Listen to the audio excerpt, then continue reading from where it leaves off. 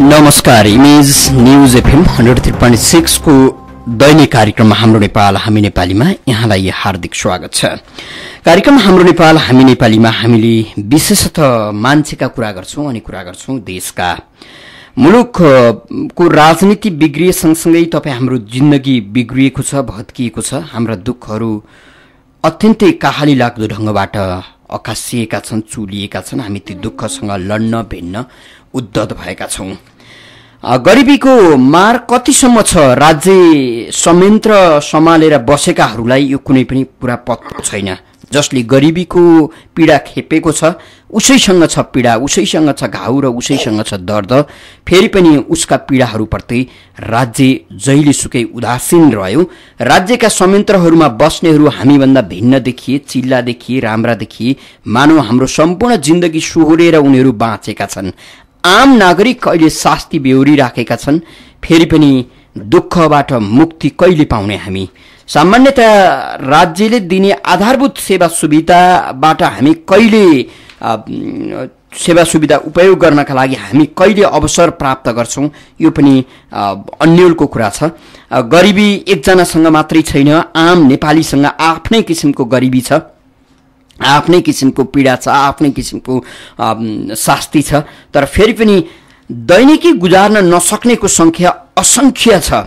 बिहान खाइसकेपछि बेलुका के खाने, आफूले त खाइयो अथवा छोराछोरीले त खायो, अब अर्कोले के खाने, अर्को भोकोको पेट हेरेर बस्नुपर्ने आम नागरिकको संख्या व्यापक छ।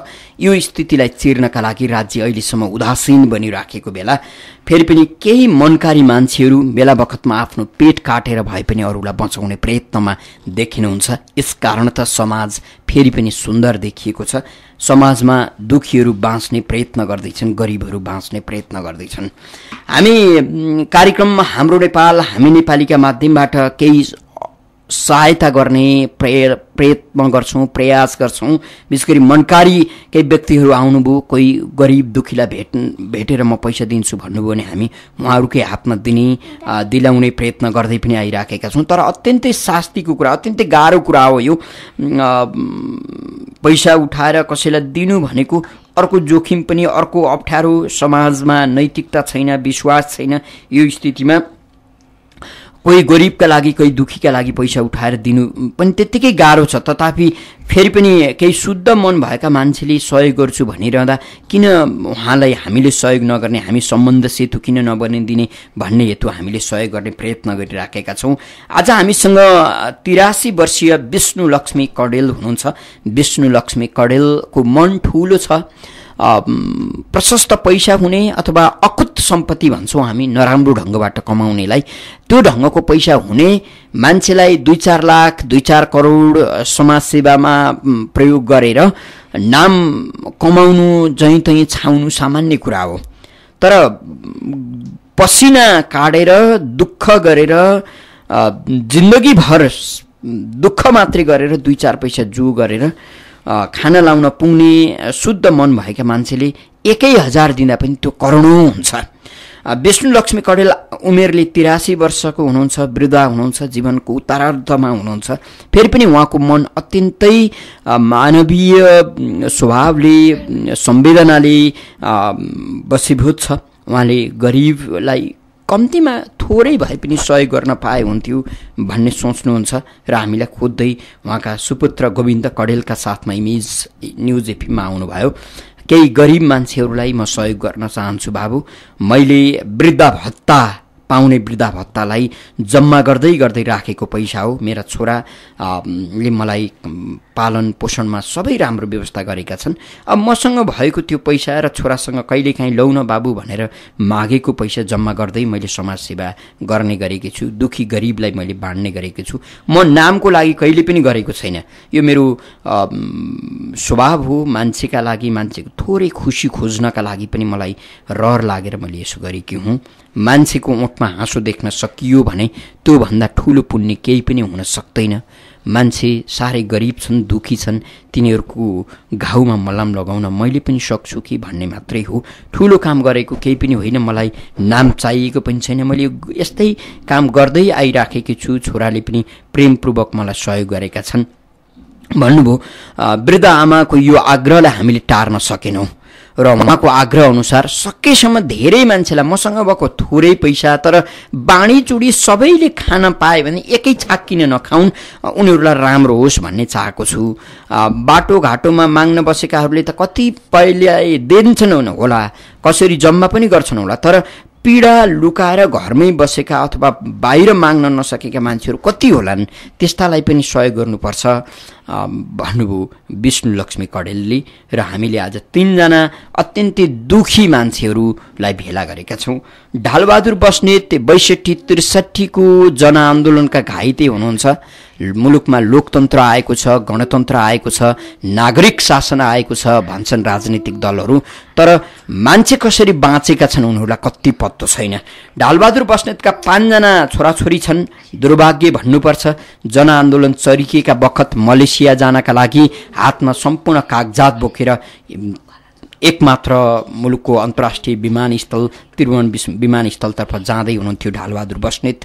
बीचमै प्रहरीको निर्मम कुटाइमा पर्नुभयो र उहाँको शरीर अहिले कम्मरदेखि तल केही पनि चल्दैन। उहाँ व्हिलचेयरमा हुनुहुन्छ। राज्यले उहाँलाई हेरेन, उपचारका लागि कहीँ कतैबाट सहयोग पनि आएन। गरिबीको चरम पीडा खेप्नुभएका ढालबहादुर बस्नेतको सम्पत्तिका नाममा अहिले कहीँ कतै एक मुठी माटो पनि छैन। 5 सन्तानलाई हुर्काउनु, ती सन्तान पनि बिरामी छन् केही, र उनीहरूलाई पढाउनु, उनीहरूलाई बचाउनु, र सँगै रहेकी पत्नी जो आफैमा असाध्य रोगबाट पीडित हुनुहुन्छ उहाँको उपचार गर्नु ढालबहादुर बस्नेतका लागि यो जिन्दगी साह्रै शास्ति र गरुङ्गो भएको छ। ढालबहादुर बस्नेतलाई सहयोग प्रदान गर्नका लागि विष्णुलक्ष्मी कडेल आउनुभएको छ। उहाँले केही रकम पाउनुहुनेछ। सङ्गीता महर्जन अर्को पीडा भोग्दै रहनुभएकी युवती हुनुहुन्छ। काखमा छोरा छ, छोराको नाकमा ट्युमर पलाएको छ। उपचार गर्नु त डाक्टरले उहिले भन्नेका थिए, तर फेरि पनि खल्तीमा 2-4 हजार नभएकै कारण सङ्गीता महर्जन यसै उसै बस्दै रहनुभयो। अन्ततः छोराले सास फेर्न नसकेपछि, नाकबाट रगत बग्न थालेपछि अस्पताल जाँदा उपचारमा ठुलै खर्च लाग्ने रहेछ। उहाँले त्यो पैसा जुटाउन सक्नु भएन। दैनिकी गुजार्न गाह्रो छ। रहँदै बस्दै सधैँ सँगै मरुन्जेल बाँचुन्जेल, सँगै पाल्छु सँगै राख्छु भनेका श्रीमानजीले कान्छी लिएर कतै हिँडिदिनु भयो। उहाँ एक्लै हुनुभयो। सानो छोरालाई हेरेर, सानो छोराको उपचारका लागि दुःख गर्दै रहनु भएको छ। उहाँलाई पनि हामीले आमन्त्रण गरेका छौँ। लक्ष्मीप्रसाद पौडेलको कथा त हामीले केही दिन अगाडि सुनाएका थियौँ। लक्ष्मीप्रसाद पौडेलको कथा बडो विचित्र र हृदय विदारक छ। कुनै समयका अत्यन्तै हुने खाने मान्छे, साहु महाजन जस्तो मान्छे, गाउँघरमा अहिले पनि जग्गा जमिन बढी हुने, वस्तुभाउ बढी हुने मान्छे, महाधनी मानिन्छ। अझ उस बेला त त्यसैलाई नै धनको मानक मान्ने गरिन्थ्यो। लक्ष्मीप्रसाद पौडेलसँग प्रशस्त धन, प्रशस्त खेतीपाती थियो, वस्तुभाउ थिए। उहाँले मान्छेलाई मार्नु हुँदैन, मान्छेमाथि पाप गर्नु हुँदैन, काम कज्याएपछि उसको मन खुसी हुने गरी उसलाई ज्याला दिनुपर्छ। मान्छेलाई दुःख पर्दा त हो यो सम्पत्ति भनेको दिनुपर्छ मान्छेलाई, मान्छेलाई बचाउन सकियो भने आफू बाँचिन्छ। यस्तै सोच्दै रहनुभयो र जिन्दगीलाई यही ढङ्गबाट अगाडि बढाउँदै जानुभयो। तर उहाँलाई हेक्का रहेन। यो मुलुकमा बाँच्नका लागि, अरूलाई सहयोग गर्नका लागि पनि आफूसँग केही चतुर्याइ चाहिन्छ कि त आफूलाई भाग्यले साथ दिनुपर्छ। उहाँले हामीसँगै रेडियोमै भन्नुभयो, मैले धेरै आश गरेँ, छोराहरू ठुला भए, आफ्नो बाटो लागे, उनीहरूले कमाउलान्, मलाई पाल्लान् भन्ठाने। सम्भवतः उहाँले पैतृक सम्पत्ति जोगाउन सक्दिनु भएन, छोराहरूलाई त्यो दुखी छु पनि होला। अहिले श्रीमती पनि, उहाँ पनि असाध्यै बिरामी हुनुहुन्छ। अक्सिजन प्रयोग गरेर घरमा बसिरहनु भएको छ। गाह्रो छ। हामीसँग कुरा गरिरहँदा धेरै पटक रुनुभयो लक्ष्मीप्रसाद पौडेल। उहाँलाई पनि सहयोग गर्नका लागि विष्णुलक्ष्मी कडेल, जो आफैमा वृद्धा हुनुहुन्छ, 83 वर्षको उमेरमा हुनुहुन्छ, उहाँ हाम्रो स्टुडियोमा आउनुभएको छ। उहाँका सुपुत्र गोविन्द कडेलका साथमा आउनुभएको छ। हामीले यी 3 जना हाम्रा आदरणीय भनौँ, दुःखले लखेटिएका व्यक्तित्वहरूलाई थोरै भए पनि सहयोग प्रदान गर्नेछौँ। त्योभन्दा अगाडि हामीसँग रहनुभएका हाम्रा अभिभावक भन्नुपर्छ विष्णु लक्ष्मी खडेल जो उमेरले 83 वर्षको हुनुहुन्छ, उहाँसँग कुराकानी गर्छौँ। आमा, यहाँलाई इमेज एफएममा हार्दिक स्वागत छ। अलि ओरा आउनुहोस् आमा, अलि ओरा यता माइकतिर, यो माइक हो, यो रेडियोमा हजुर बोल्दै हुनुहुन्छ। के भन्नु, तपाईँलाई स्वागत छ। सन्चै हुनुहुन्छ नि आमा? हजुर। पहिला पहिला रेडियो सुन्नुहुन्थ्यो है? समाचारहरू मान्छेले कार्यक्रम चलाएको सुन्नुहुन्थ्यो हो? यस्तै ठाउँमा बसेर समाचार अहिले मैले बोलेको कुरा बाहिर मान्छेले सुनिराखेका छन्। हजुरको नाम मैले अघि भने नि, त्यो चाहिँ हजुर पहिला पहिला घरमा बसेर रेडियोमा सुने जस्तै गरेर आज अरूले सुनिरहेछन् हजुरको नाम। 83 वर्षको हुनुभयो, निरोगी देखिनुहुन्छ, स्वस्थ नै हुनुहुन्छ, हजुरलाई केही भएको छैन नि होइन? हजुर, अलि हड्डी खेर हिँड्न अलि गाह्रो छ। अस्ति पनि कुरा भयो आमासँग, बाबु समाजसेवा त के भनौँ, यसो सहयोग गर्न मन लाग्छ, ईश्वरका नाममा, मान्छेका नाममा, भगवानका नाममा यसो सहयोग गर्न मन लाग्छ भन्नुभएको थियो।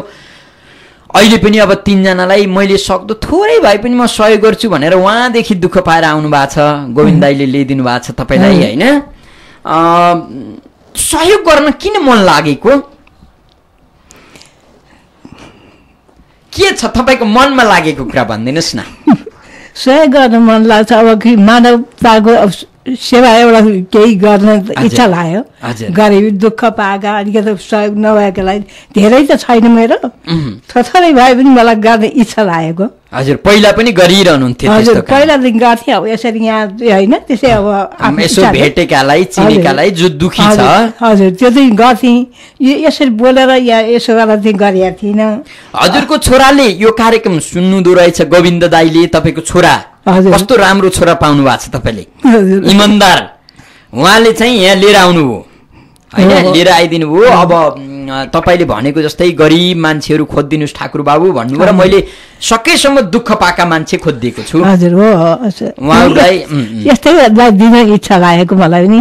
हजुर हजुर, यिनीहरूको सहयोग अलिकति केही गर्न, धेरै नसहे पनि थोरै भए अलिकति सहयोग दिनु मन लागेको। हजुर, सहयोग मान्छेलाई गर्यो भने राम्रै हुन्छ, पुण्य कमाइन्छ भन्ने हो नि।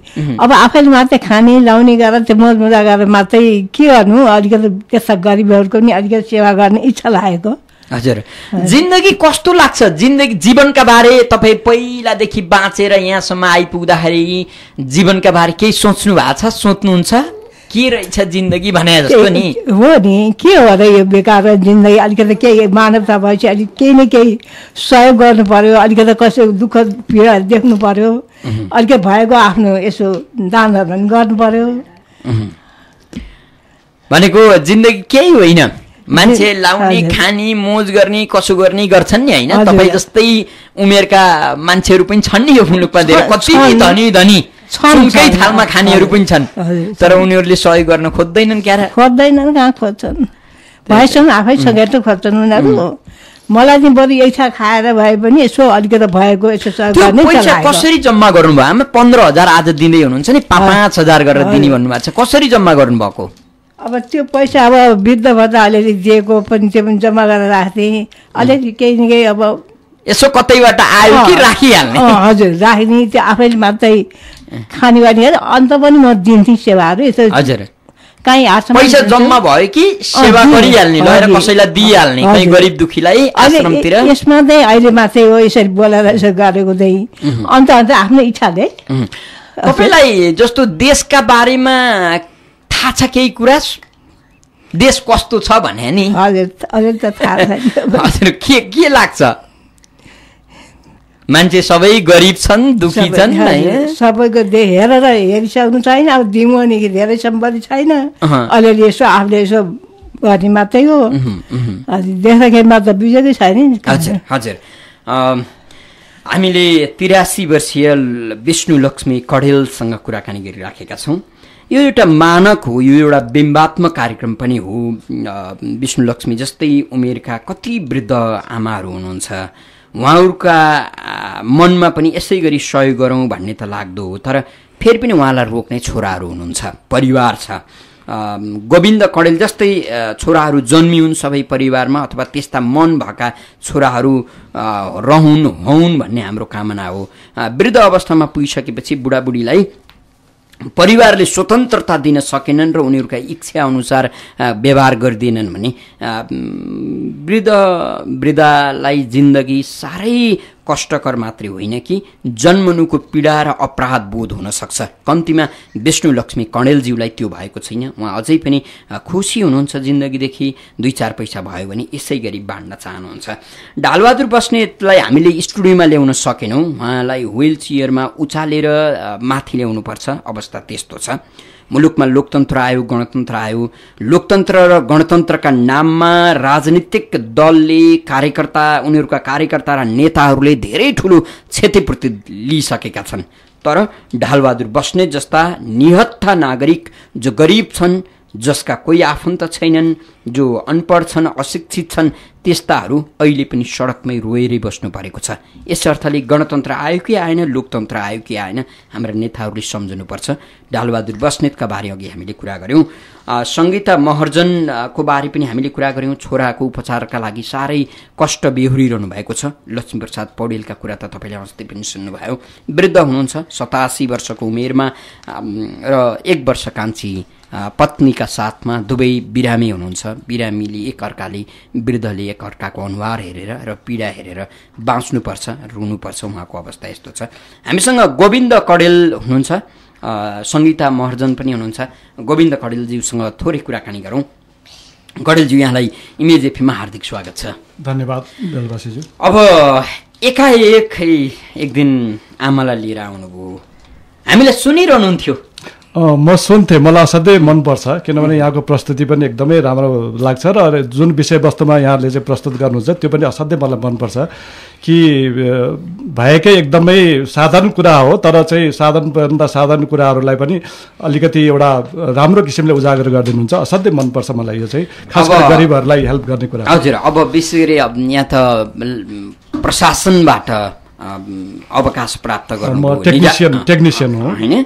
अब हामी चाहिँ सरकार, राजनीतिक दल र विशेष गरी सबै कर्मचारी नराम्रा हुन्छन् भन्न त मिल्दैन। तपाईँ जस्ता कर्मचारी पनि छन्, बाहिर नरेन्द्रराज पौडेल दाइ हुनुहुन्छ, उहाँहरू जस्ता पनि कर्मचारी जो आफ्नै बलबुतामा टेक्ने र विवेकले काम गर्ने कर्मचारीहरू पनि हुनुहुन्छ थुप्रै। तर ती कर्मचारीलाई बत्ती बालेर खोज्नुपर्ने, नराम्राले सबै छोपिएको अवस्थामा हामी बढी आलोचना गर्छौँ।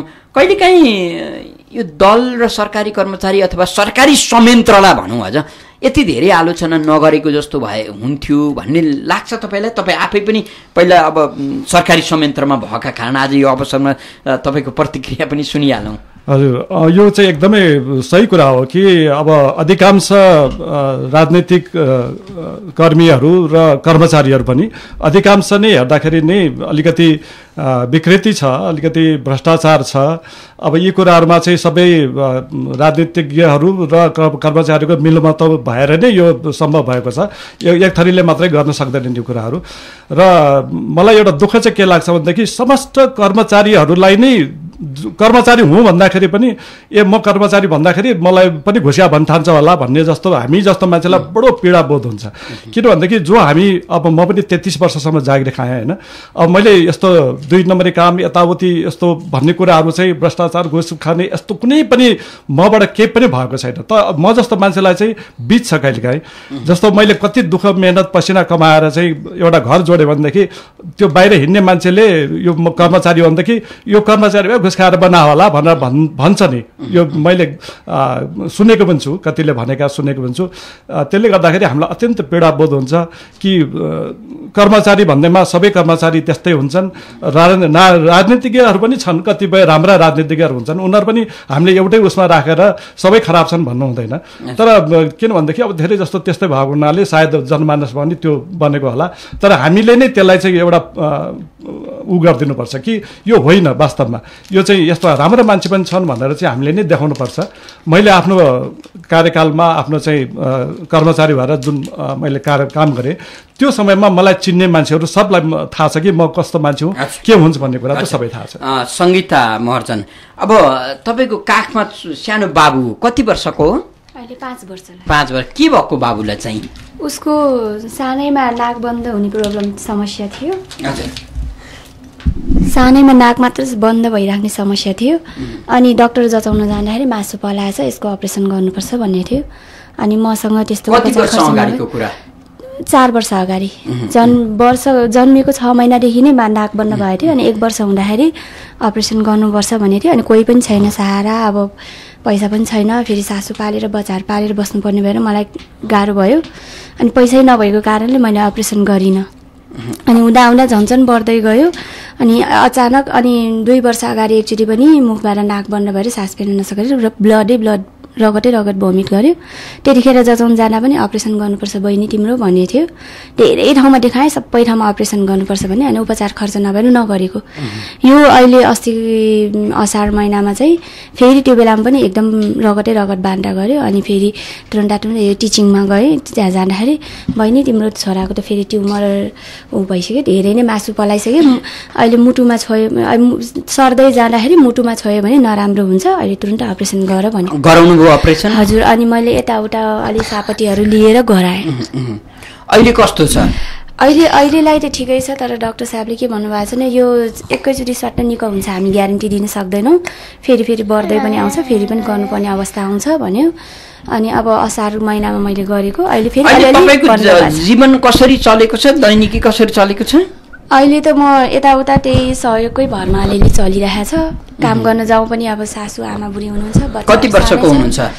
उहाँ त 60 वर्ष हुनुहुन्छ, तर पनि उमेरले धेरै नभए पनि रोगले चाहिँ खुट्टाहरू दुख्ने भएर चल्न सक्नुहुन्न। बिरामी हुनुहुन्छ। उहाँलाई र छोरालाई पाल्नु पर्यो। छोरी पनि छ। तपाईँको छोरी पनि छ? कति वर्षको? छोरी 7 वर्षको छ।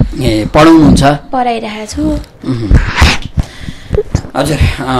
मलाई पढाउनलाई पनि अहिले एकदमै समस्या गाह्रो भयो, फिसहरू तिर्नलाई अलि गाह्रो भइरहेछ एकदमै। अच्छा, गोविन्द कडेलज्यू, अब अलिकति तपाईँसँग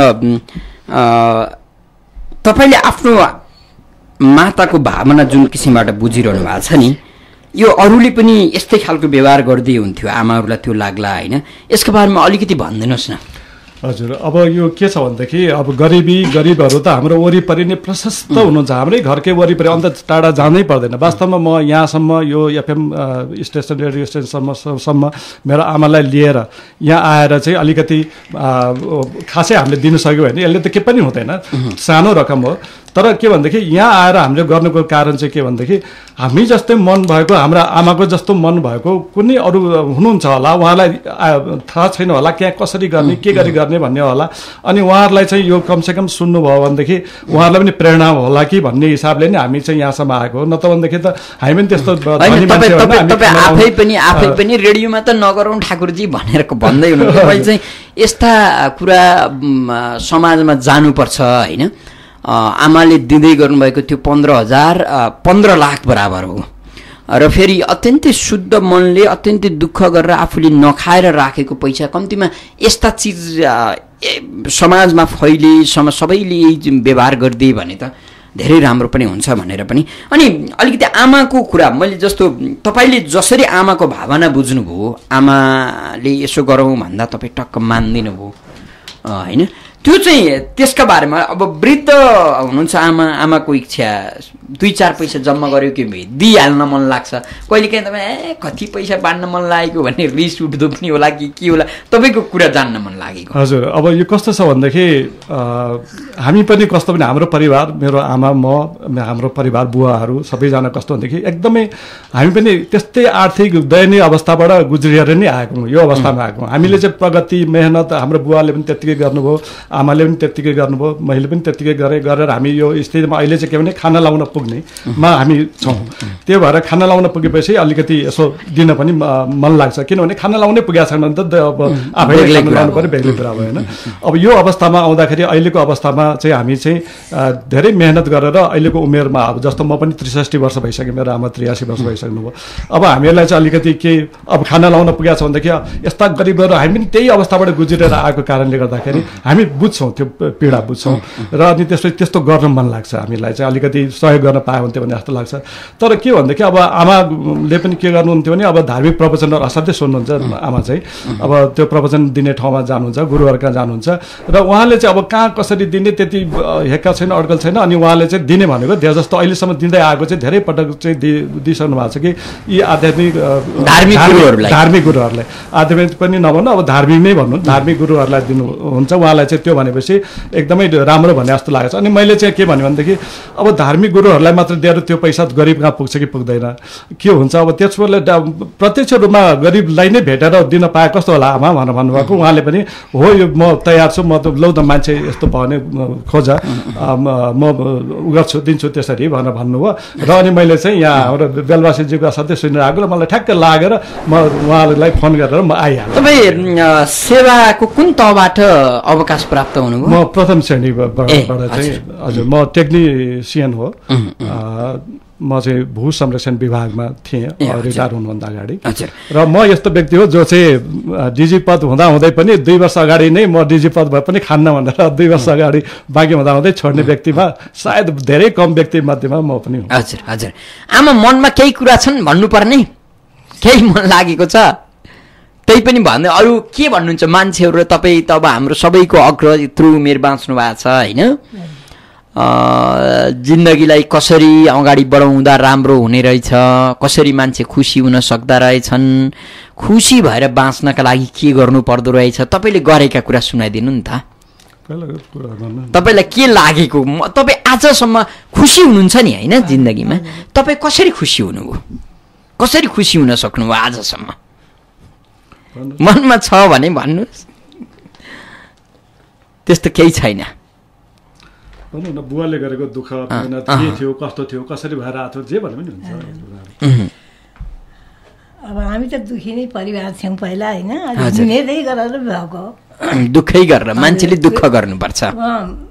उहाँ पनि एकदमै मिहिनेती र त्यो कुनै घुस खाने गर्ने यता बदमासीबाट कुनै पनि नकमाउने, त्यही लाइन हामी पनि त्यही छौँ। उहाँले भनेको मलाई याद आउँछ कि बुवाले अहिले पनि आँसु आउँछ कि मलाई। उहाँले चाहिँ यहाँ आफू भर्खरको चाहिँ 20-22 वर्ष हुँदाखेरि काठमाडौँमा खानालाई 1 पैसा पनि नभएर एउटा मिश्री कता कताबाट पाइएछ अरे खाट मुन्तिर सिराइन मुन्तिर, अनि त्यो मिश्रीलाई चपाएर 1 अङ्खरा पानीसित निलेर सुते, न त सुत्दै सकिन भनेर भएको मलाई त्यो खालको दुःख पनि भोग्नुभयो हैन। अब आज आफूलाई खान बस्न पुगेर अरूलाई पनि दिउँ भन्ने ठाउँमा पुग्नु भएको छ। अब हामी पनि के भने अब विद्यार्थी हुँदाखेरि पढ्न गइन्थ्यो, तर हामीलाई खाजा खाने पैसा पनि हुँदैन थियो, हामीलाई खाजा लाने पनि उ थिएन त्यतिखेर होइन। हामीलाई खालि सिर्फ बस चढ्न त्यो पनि एकतर्फी बसलाई मात्रै दिइन्थ्यो पैसा, र कहिलेकाहीँ त्यो पैसा पनि हामी चाहिँ जोगाएर खाजा खान्थ्यौँ। र बरु कहिलेकाहीँ चाहिँ भएन भने साथीले खाजा खाएको हेरेरै हामी पनि बस्ने त्यस्तो अवस्था पनि थियो हाम्रो चाहिँ। सङ्गीता मर्जन, अब केही काम पनि गर्नु पर्यो नि होइन? हजुर गर्नु त गर्छु। अब अहिले मलाई एकदम समस्या छ, घरमा छोडेर हिँड्ने अवस्था छैन, सासु आमा बिरामी हुनुहुन्छ, छोरा अस्ति अपरेसन गरे पनि उसलाई चाहिँ हेर्नुपर्छ, औषधि खुवाइराख्नुपर्छ, उपचार उसलाई राम्रोसँग निको भए छैन, अनि छोड्नु हुँदैन यसलाई। त्यही भएर फेरि इन्फेक्सन भयो भने अर्को गाह्रो, फेरि अहिले फेरि बन्द हुन थालेछ, एकचोटि गरेर पुग्दैन भनेछ। यसलाई छोडेर हिँड्ने पनि अवस्था भएन, घरमा सासु आमा पनि झन्झन बिरामी हुनुभएको छ। अब औषधि गर्नलाई त्यही हो, छैन हेर्ने मान्छे छैन, श्रीमान नै कान्छी लिएर गइहाल्यो, अनि त्यही भएर फेरि छोरीलाई पनि हेर्नु पर्यो। अनि त्यही भएर म तर अब जिन्दगी त लामो छ, दुःख त गर्नु पर्यो, काम त गर्नु पर्यो। गर्छु, अब गर्छु। अब अहिलेलाई चाहिँ अब अलिक गाह्रै भइरहेको भएर घरमा आमा त एकदम अहिले झन् बिरामी हुनुभएको छ, झन् उठ्नै नसक्ने अवस्थामा हुनुहुन्छ। अहिले पनि मैले अरू कसैलाई हेरिदिनु है भनेर आएछु। हजुर हजुर। आदरणीय श्रोता, इमेज न्युज एफएम 103.6 सुनिरहनु भएको छ। कार्यक्रममा हाम्रो नेपाल हामी नेपालीमा हुनुहुन्छ। आज हामीले मानव सेवामा लीन हुनुपर्छ भन्ने यो सन्देश दिने प्रयत्न गरिराखेका छौँ। विष्णु लक्ष्मी कडेल जो 83 वर्षको वृद्ध आमा हुनुहुन्छ। उहाँले आफूले जम्मा गरेको पैसा लौन केही दुःख पाएका मान्छेहरूलाई दिउँ भन्ने हेतु यहाँ आउनुभएको छ छोरा गोविन्द कडेलका साथमा। हामीसँग ढालबहादुर बस्नेत जो 62-63 को आन्दोलनमा प्रहरीको निर्मम प्रहारबाट सक्त घाइते हुनुहुन्छ। कम्बरमुनिको भाग चल्दैन, 5 सन्तानका पिता हुनुहुन्छ। गरिबीको चरम पीडा खेप्नु भएको छ। ढालबहादुर बस्नेतले खेपेको पीडाको कथा मात्रै सुन्ने हो भने पनि मान्छेका आँखा रसाउन थाल्छन्, मन भक्कानिन थाल्छ। सङ्गीता महर्जन हाम्रा अगाडि नै हुनुहुन्छ।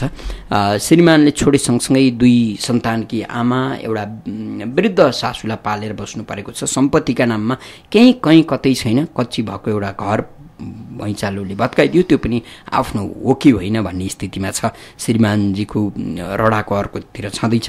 लक्ष्मी पौडेलको कथा पनि हामीले सुनाइसकेका छौँ। वृद्ध 87 वर्षका हुनुहुन्छ। बाँच्न गाह्रो छ, काला आएन बाबु भन्दै हुनुहुन्छ। यो त यी प्रतिनिधि पात्र मात्रै हो। उहाँहरू मुलुकका अधिकांश मान्छेसँग गरिबी छ र पीडा मात्रै छ। यो गरिबी र पीडालाई हटाउनका लागि विष्णु लक्ष्मी कडेलको सहयोगले मात्रै पुग्दैन, राज्य नै तत्पर हुनुपर्छ। तथापि राज्य उदासीन भइरहँदा यस्तै मनहरू जागे भने पनि थोरै पनि अलिकति दुःख हट्न सक्छ भन्ने पनि हो। हामीले 3 जना पीडित भन्नुपर्छ, उहाँहरूलाई सहयोग गर्ने यो कार्यक्रमको चाँजो पाँजो मिलायौँ। यसका लागि गोविन्द कडेललाई हामी धन्यवाद दिन्छौँ र लक्ष्मी प्रसाद पौडेलका तर्फबाट नरेन्द्रराज पौडेलज्यू आइदिनु भएको छ। उहाँको पैसा लिन आउने मान्छे कोही हुनु भएन, उहाँ आफै आउन सक्नु भएन। र सङ्गीता महर्जनका बारेमा बेला बखतमा यस्तै गरिब दुखीको सेवामा कुदी हिँड्ने यस कार्की हुनुहुन्छ। उहाँले धेरै पहिलेदेखि सङ्गीताका बारे कुरा गरिरहनु भएको थियो र आज उहाँले लिएर आउनु भएको छ। ढालबहादुर बस्नेत जहिलेसुकै रुनुहुन्छ, बिचरा फोन गर्नुहुन्छ। फेरि पनि यस्तै मनकारी मान्छेहरू हामीले भेट्यौँ भने लौन भन्ने हो। यस कार्की केही सहयोगमा केही समय अगाडि पनि उहाँलाई केही पैसा दिएको थियो। यसरी यो सहयोग गर्ने कार्यक्रमको चाँजो पाँजो आज हामीले मिलायौँ। कार्यक्रमको निर्धारित समय पनि सकिन लागेको छ। अब आमा यहाँसम्म आइदिनु भयो, दुःख गरिदिनु भयो। पैसा त अहिले बाहिर गरेर दिने हो। अस्ति पनि आमाले आजै दिन्छु बाबु, म त आजै दिन्छु भन्नुभएको थियो। मैले तपाईँले दिएको पैसा हामी हाम्रो हातले लिँदैनौँ होइन। हामीले लिएपछि तपाईँलाई पनि के हो त्यो एउटा केटोले घर लगाएर खायो कि कतिले खान्छन् होइन। अनि तपाईँले नै प्रत्यक्ष एकजना गरिबलाई दिँदाखेरि तपाईँलाई पनि आनन्द हुने। यस कारणले पनि हामीले उहाँहरूलाई यहाँ भेला गरायौँ। यहाँसम्म आइदिनु भयो, तपाईँलाई धन्यवाद दिन्छौँ है। फेरि पनि यस्तै गरेर गोविन्द दाईसँग पैसा माग्दै राख्दै गरेर वृद्ध भत्ता पनि राखेर जम्मा गर्नु होला। फेरि यस्तै दुखी मान्छे खोज्नुपर्छ, फेरि अर्का मान्छेलाई खोज्नुपर्छ। गोविन्द कडेलज्यू, यहाँलाई पनि धेरै धेरै धन्यवाद दिन्छौँ। धेरै धन्यवाद। हजुर, सङ्गीता महर्जन तपाईँलाई पनि धन्यवाद दिन्छौँ। अहिले आमाले तपाईँलाई सहयोग गर्नुहुन्छ, त्यही सहयोग भए पनि तपाईँलाई केही दिनका लागि राहत मिल्नेछ। एकदम मलाई अहिले उहाँले दिनुभएको सहयोग त मेरो लागि त एकदमै ठुलो हो। म अब त्यसैबाट म मेरो सासूलाई पनि म अहिले गएर उपचारको औषधिहरू जुटाउँछु। अलिअलि यो बाबुलाई पनि औषधिहरू किन्नुपर्छ। अहिले यहीँबाट गएर म त्यही गर्छु। हजुर, कम्तीमा तपाईँको अनुहारमा केही दिन खुसी छाउँछ। ढालबहादुर बस्नेतज्यूलाई पनि त्यस्तै होस् कामना गर्छौँ। लक्ष्मी प्रसाद पौडेलज्यूलाई पनि त्यो खुसी प्राप्त हुनेछ भन्ने अपेक्षा गरेका छौँ। कार्यक्रममा हाम्रो नेपाल हामी नेपाली सुनेर साथ दिनुहुने सम्पूर्ण श्रोता मित्रलाई धेरै धेरै धन्यवाद दिँदै सहकर्मी मित्र रेहनका साथमा बिदा हुन्छ। नमस्कार।